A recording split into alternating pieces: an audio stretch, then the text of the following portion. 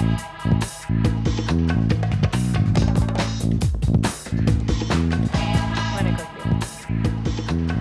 afternoon. Welcome to a Tuesday afternoon edition of Power Lunch with all the big headlines of the afternoon, managements you want to hear from, and of course the markets. All that here as you sit down to lunch on Power Lunch.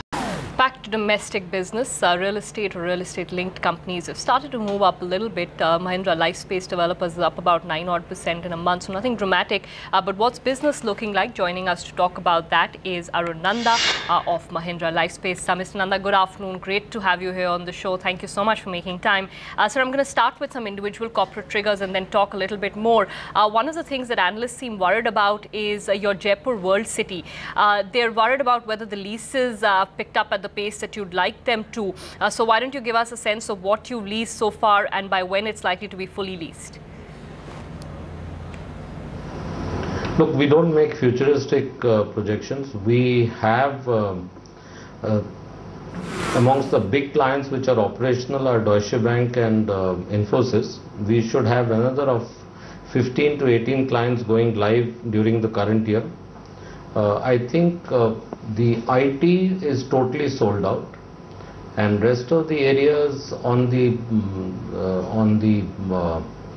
industrial side, I would say, is about 30 to 40% sold.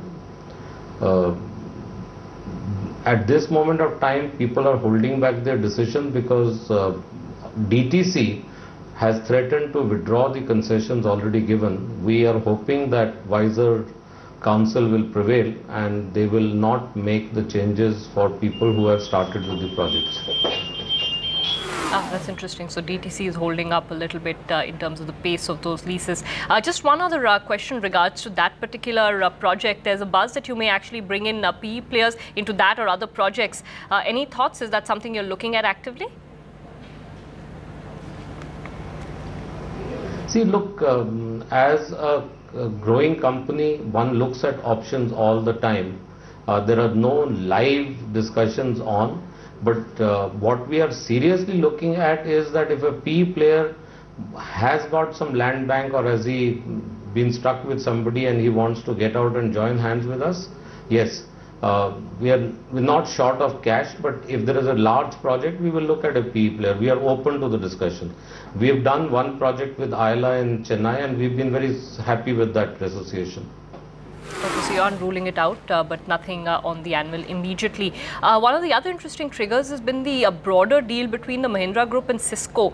We understand there could be some benefits for Mahindra Lifespace as part of that larger tie-up. Could you help us understand?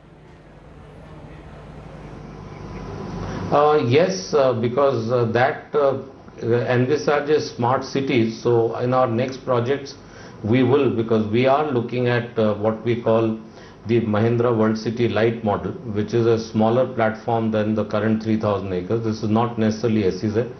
And we would at an opportune time talk to Cisco about wiring up and make them into a smart cities. Okay, so that could be a trigger in the future as well. Net, what's the area under development for the company right now, and what's the FY12 development numbers likely to look like? See, we have currently about 8 million square feet under development at various stages. Currently, we have two projects in Chennai, one in Pune, which is practically sold out. We've got two projects in Delhi, and we've got something coming up in Nagpur, something coming up at Nasik. During F12, you will see two new phases of the Gurgaon project coming up.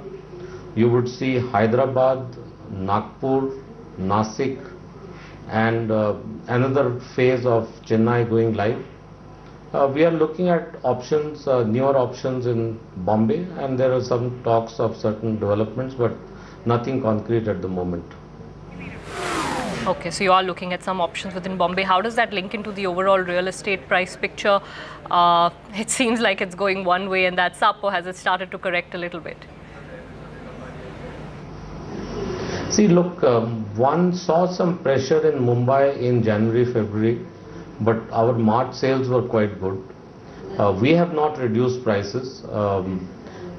I don't think you will see a significant increase in selling prices. Correction will happen area to area. Markets which are tough today, Hyderabad is one tough market because of Telangana problem.